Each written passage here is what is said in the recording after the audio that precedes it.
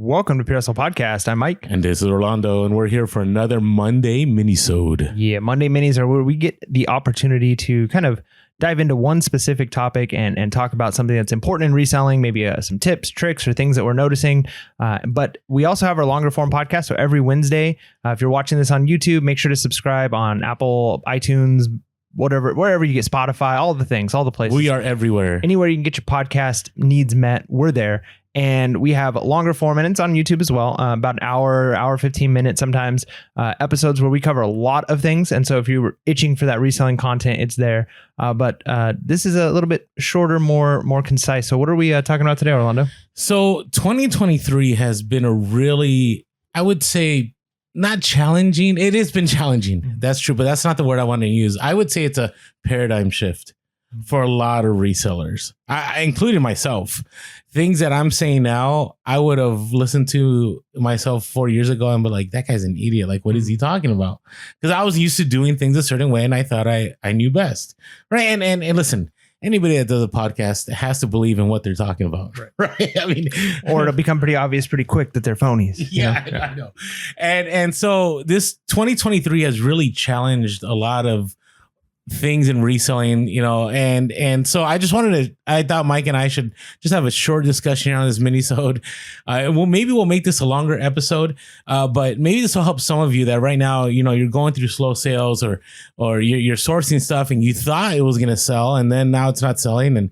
Or maybe you're at the place that you just want to walk away from reselling, but maybe it's going to take a paradigm shift. Maybe it's going to take a major change in what you're doing to make things happen and get back on track. That's right.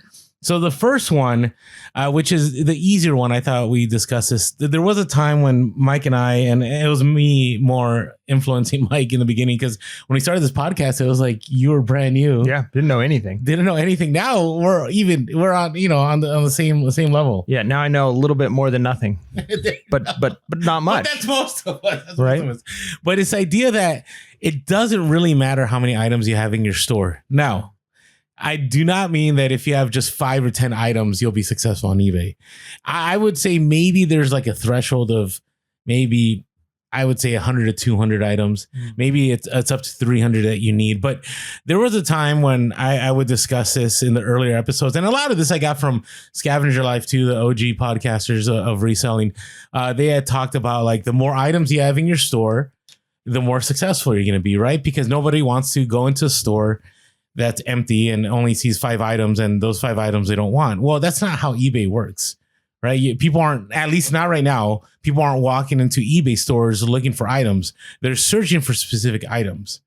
So it's more about having those items that are in demand that people want than having a large amount of inventory. I don't know. Do you agree here? Yeah, I think a lot of it just has to do with how you're looking at it, because there still is the reality of, it's just a numbers game. The more items you have, the more likely that you're going to have something that somebody's searching for. So it's still a numbers game in that sense. I think what has kind of changed in some ways since, when we first started to now getting into 2023 is you have to be a little bit more like specific and careful. And we're going to talk more about that, and I'm sure, but about the types of items you're picking up and the things that people are looking for when you're in, and this has a lot to do with just economic cycles, but when you're in kind of that growth or expansion cycle and money is a little bit easier for people, then people are going to be buying more things, more of like the middle of the road stuff, more of the higher end collectible things. And so you can kind of just have the everything store, which is kind of funny because like Amazon is the everything store, right? Yeah. But in some ways, like we talk about our stores, and we have several people who are, listeners of our show that are just like us, where they kind of have an everything store. Maybe they have a few topics or niches that they're really in, but they kind of just anything that you can find at a garage sale or a thrift store are the types of things they're selling. And yeah, it used to be that really almost didn't matter what you picked up. There's a good chance people were buying. But now as people are buying less, you don't feel it as much. So I still think the numbers game is true, that the more numbers of items you have, the more likely things will sell. But it's not going to be a linear growth in the same way it was. And it never was a perfect linear growth. Like, hey, if I have 100 and I'm selling, 10 items a week, then if I have 200, I'll sell 20. If I have 300, I'll sell 30. It's not perfectly like a linear equation like that. But at the same time, I think it was closer to linear than it is now, based on the types of things you're selling. Now, that may not be the case for you if you're, a specific niche and it just things are flying off the shelf. But I think most people are experiencing, hey, what used to be a pretty clear path, if I added an extra 100 items, I could add X amount of sales I'm probably going to be getting each week. And that's definitely not the case anymore. And that's kind of what I'm saying. Right. So I had this goal about, I wanted to have 4,000 items listed by mid of 2023, and I wanted to be at 5,000 by the end of the year. Now I don't care in the sense that I've been selling so much that my number is down. I'm at like 35 something. At one point, I was about a month or so ago, I was like getting close to the 4. And I'd rather see that sold number go to, let's say I'm selling 1,500 to 2,000 items over 90 days than having a large amount on the side where this is how much inventory I have. Yeah. And I think part of that is like a shift in the method we're selling. Because we have an episode from a while back. You should go check it out. I still think a lot of it's relevant. The fast nickel, slow dime. And one of the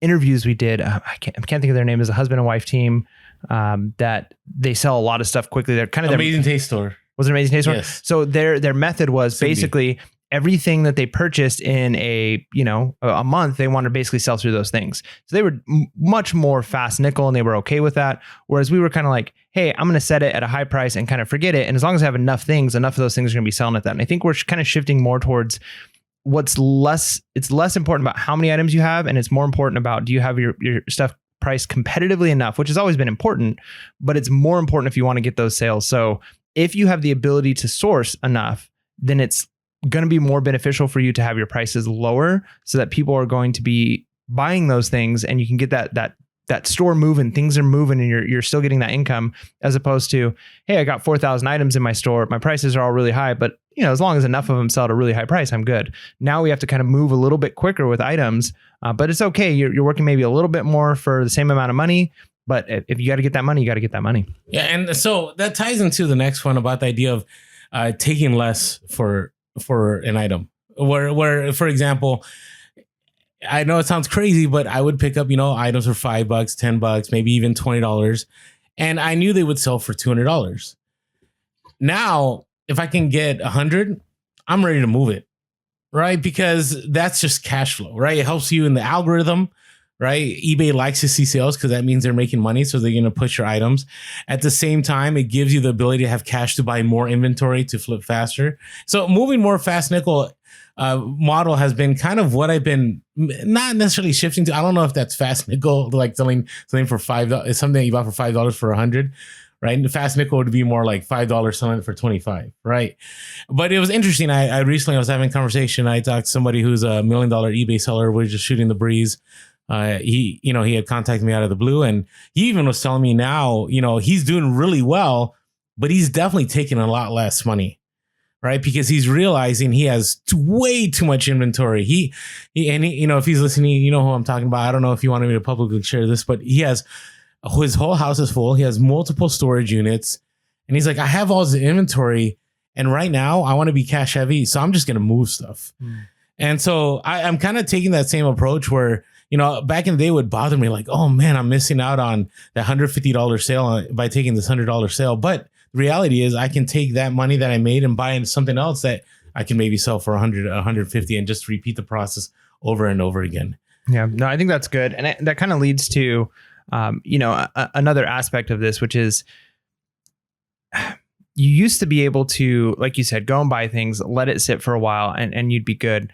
Whereas now you have to kind of think things need to move at a decent enough price. And if I'm not selling it at a price that it's going to move for quickly, it's not going to it's going to just sit in my inventory, which we said is not necessarily a good thing. But I think where this season is, if you need the money, you got to do it. But 2023, I think, like thinking of a sports analogy, which I'm not good at sports analogies, but I'm going to try my best. I think of like building years, right? Where there are seasons in a sports team where it's like they had a really good season, they had a good run, they had all the players, then players start retiring, some players get injured, and now you've got kind of like a rookie team. And so it's like a building season. Like, okay, like this year we're probably going to have a losing record, and maybe even next year, but like going forward, like we're investing into this team, and eventually this team is going to be like gold. It's going to be worth it. And now it's kind of that time when it comes to buying inventory, because if you can buy and hold on to, like if you don't need the money like immediately for the cash flow, now's the time where a lot of things are going for cheaper, not necessarily at thrift stores, but you can do big buyouts of like hobby stuff or things that people have because they need the money. We've talked about this a little bit in previous episodes. So it kind of sounds like I'm speaking out of both sides of my mouth. Like you got to move stuff because you need to move stuff if you need the money. However, if you're doing okay, you've been if you saved money during the season where, hey, things were going really well, I have a decent enough inventory and capital, then now might be the time to actually build your inventory and kind of almost get a fresh restart. And we've talked about this in other episodes as well. And I think this is kind of where I'm leaning towards is if I could go back, a lot of the stuff that's sitting in my store, I wouldn't buy today. Not that they were bad buys then, but compared to like what I could actually get for them, it's hard enough to really slash the prices enough to move the items.